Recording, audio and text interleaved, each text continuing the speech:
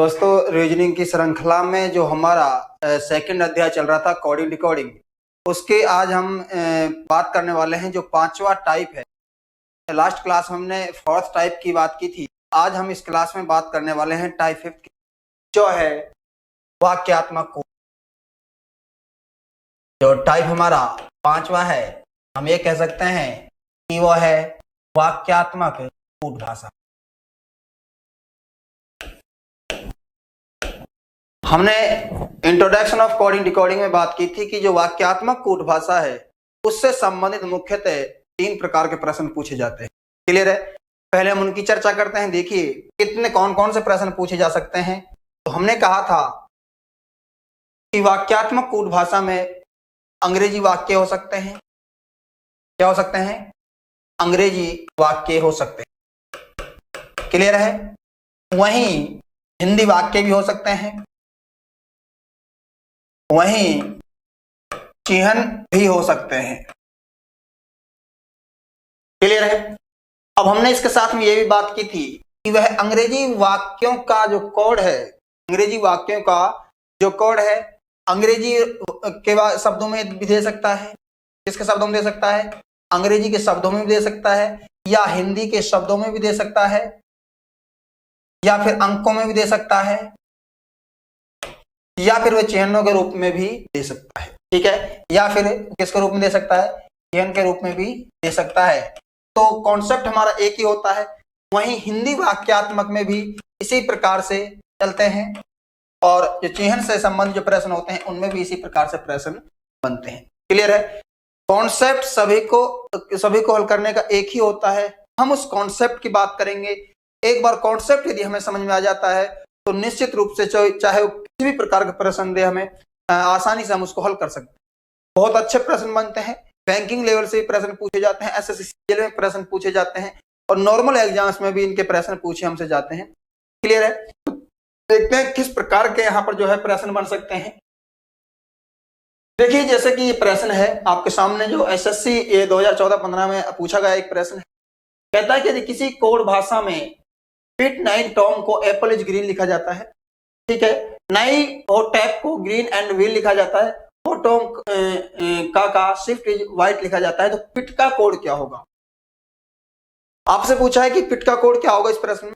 Clear है? अब यहां मेरी बात सुनिए। जो हमने बात की थी प्रश्नों के 3 प्रकार के जो प्रश्न होते हैं उनकी बात की थी। अब देखिए यहां पर जो है कौन से वाक्य है, यहां पर कौन सा है? आप कहेंगे सर अंग्रेजी वाक्य। और अंग्रेजी वाक्य का कोड किस दे रखा है? अंग्रेजी वाक्य के रूप में ही दे रखा है। क्लियर है? बस यहीं से प्रश्नों में बदलाव होते हैं। जहां पर वह अंग्रेजी वाक्य देकर यहां पर हिंदी वाक्य के रूप में कोड दे सकता है, जहां पर वह अंकों के रूप में भी कोड दे सकता है। क्लियर है? जहां पर वह चिन्हों के रूप में भी कोड दे सकता है। आ रही बात समझ में? यही उसी प्रकार से यहां हिंदी वाक्य दे सकता है, और हिंदी वाक्यों के कोड अंग्रेजी वाक्यों के रूप में दे सकता है। क्लियर है? हिंदी वाक्य के रूप में दे सकता है, अंकों के रूप में दे सकता है, फिर चिन्हों के रूप में भी वो दे सकता है। तो हमारे कॉन्सेप्ट पर हमको ध्यान देना है। किसी भी प्रकार का प्रश्न हो, चाहे चिन्हों से संबंधित हो, चाहे अंकों से संबंधित हो, या फिर वह वाक्य जो है अंग्रेजी वाक्यों से संबंधित हो, किसी प्रकार का प्रश्न हो, हमको कॉन्सेप्ट समझना है और उसके बाद आसानी से प्रश्नों को हल करना है। क्लियर है? तो देखिए किस प्रकार से हम करते हैं। इसके 2-3 ही चीजें हमको याद रखनी है। सबसे पहले हमको ये देखना है कि ऐसे प्रश्नों में हम कॉमन लेते हैं। क्या लेते हैं? कॉमन लेंगे। क्लियर है? तो एक क्या चीज हो गई? कॉमन लेना है हमको।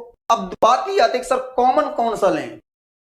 कॉमन कौन सा लें? तो हम ये कहेंगे कॉमन वो लेंगे जो अंक, अक्षर या शब्द सर्वाधिक बार आया हो। जो अंक या अक्षर कितनी बार आया हो? सर्वाधिक बार आया हो। ठीक है? यदि जैसे सभी अक्षर 2-2 बार आए हैं, कोई एक अक्षर ऐसा है जो 3 बार आया हो, तो हम सबसे पहले कॉमन उसको लेंगे। 3 बार को लेंगे, फिर 2 बार को लेंगे, फिर 1 बार को लेंगे। क्लियर है? बात यह देख सर, यदि ऐसे शब्द हों कि उनमें सर्वाधिक बार नहीं आया हो, 2-2 बार 2 या 3 शब्द आए हो, तो क्या करेंगे ऐसे?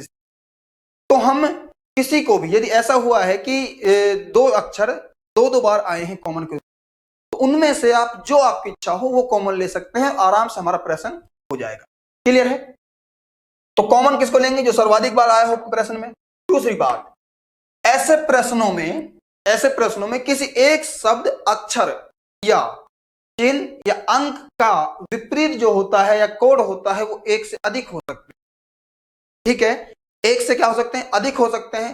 तो जब एक से अधिक किसी का कोड होगा तो वो विकल्प पर निर्भर करेगा। किस पर निर्भर करेगा, विकल्प पर निर्भर करेगा कि आपसे विकल्प में क्या पूछा है। ठीक है, तो आपको ऐसे भी कंफ्यूज नहीं होना है कि कहीं एक ही शब्द के दो कोड आ जाए।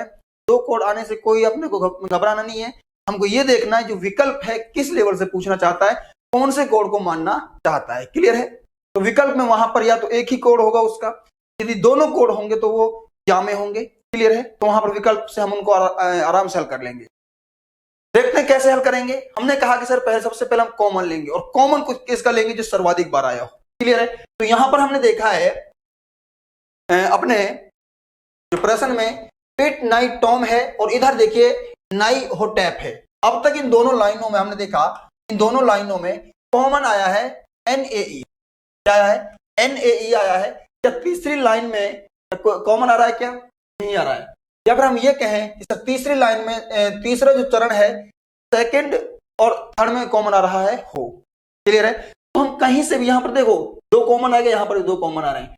इधर जो है टॉम है, फर्स्ट और थर्ड में है टॉम है, फर्स्ट और थर्ड में टॉम है, तो सभी में दो दो बार कॉमन आ रहे हैं। क्लियर है, तो कौन से शब्द को पहले ले जिससे प्रश्न आसानी से हल हो जाए। मैंने कहा कि जब दो दो सभी में आ रहा है तो आप किसी को भी कॉमन ले सकते हैं, जो आपकी इच्छा हो उसे कॉमन ले सकते हैं। क्लियर है, प्रश्न हमारा सही हल होगा। ठीक है, देखिए हमने कहा कि यदि हम पहले टॉम को ले लेते हैं, किसको ले लेते हैं, टॉम को। क्लियर है, जो सीरीज है हमारी, हमने फर्स्ट और थर्ड लाइन्स की जो बात की है, ठीक है, टॉम में, तो यहां देखिए फर्स्ट और थर्ड में कॉमन क्या है। आप कहेंगे सर फर्स्ट और थर्ड में हमको जो कॉमन मिला है, क्या मिला है, इज मिला है। हमसे पूछा किसका गया है, पिट का पूछा गया है। ठीक है, तो इसका तो टॉम का तो हो गया ये। क्लियर, अब देखिए दूसरा हम लेते हैं NAE का। दूसरा किसका लेते हैं, NE इसका लेते हैं। यहां पर जो है फर्स्ट और सेकंड वाक्यों में या फर्स्ट और सेकंड श्रेणी में देखें हम क्या कॉमन आ रहा है। देखो इज तो हो गया था उसका, ठीक है, टॉम का। अब हमने देखा सर ग्रीन आ रहा है, क्या आ रहा है, ग्रीन आ रहा है। ठीक है, तो NAE का क्या हो गया, ग्रीन हो गया। बचा क्या हमारा, इधर बचा है पेट और इधर क्या बचा है, एप्पल बचा है। तो जो हमारा राइट आंसर हो जाएगा पेट के लिए क्या आ जाएगा, एप्पल आ जाएगा। क्या जाएगा, एप्पल आ जाएगा। ऑप्शन में नहीं है, एप्पल इसका जो है राइट। क्लियर है, अब यहां आपसे पूछा हो इज का क्या होगा, आप कहेंगे सर इज का है जो टॉम हो जाएगा। क्लियर है, और किसी का भी आपसे पूछे तो उसका भी आप इस प्रकार से आराम से निकाल सकते। क्लियर है, तो हमने क्या कहा है, कॉमन से करते हैं। कॉमन किसको लेते हैं, जो सर्वाधिक बार आता है। ठीक है, रही बात प्रश्नों के प्रकार की, तो प्रश्न इसी प्रकार से होंगे, चाहे यहाँ पर अंक हो, शब्द हो, चिन्ह हो, कोई भी हो। अपने को इन चीजों से टेंशन नहीं लेनी, केवल हमको तरीका देखना किस प्रकार से प्रश्न हो। एक और प्रश्न देखते हैं। देखिए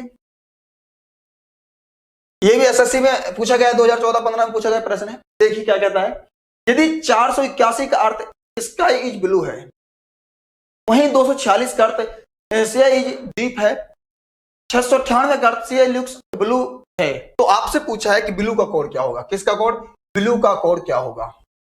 क्लियर है, अब यहां भी हम देखेंगे क्या करेंगे, कॉमन लेंगे, बिल्कुल कॉमन लेंगे। तो देखिए कॉमन क्या आ रहा है, तीनों देखें पहले, 481, 246 और 698। तो आप कहेंगे सर फर्स्ट और सेकंड लाइन में कॉमन 4 आ रहा है। क्या आ रहा है, कॉमन 4 आ रहा है। मैंने भी कहा बिल्कुल कॉमन जो है फर्स्ट और सेकंड लाइन में 4 आ रहा है। इधर देखिए पूछा क्या है, इसने ब्लू का पूछा है। इधर देखिए फर्स्ट और सेकंड लाइन में कॉमन क्या आ रहा है, हम कहेंगे सर इज आ रहा है। तो 4 का कॉमन क्या हो गया, इज हो गया। ठीक है, उसी प्रकार से देखिए सेकंड और थर्ड लाइन में कॉमन क्या आ रहा है, आप कहेंगे सर 6 आ रहा है। क्या आ रहा है, 6 आ रहा है।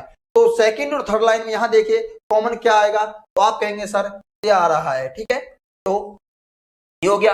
हमसे पूछा किसका गया, ब्लू का पूछा गया है ना, तो ब्लू अब है ऊपर है। उसके बाद देखेंगे फर्स्ट और थर्ड में, फर्स्ट और थर्ड में कॉमन क्या आ रहा है, आप कहेंगे सर 8 आ रहा है। क्या आ रहा है, 8 आ रहा है।